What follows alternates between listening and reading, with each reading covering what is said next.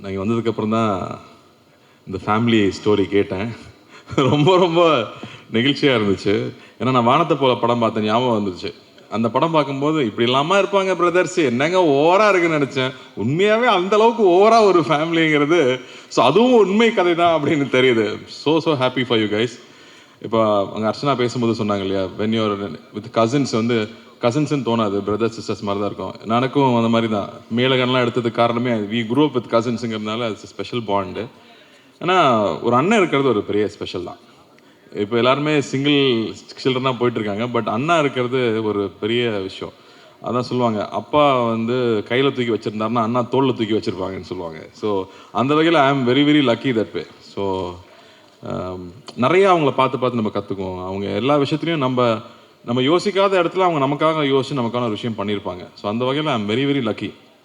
And நான் இங்கே வந்ததுக்கு காரணமும் அதுதான்.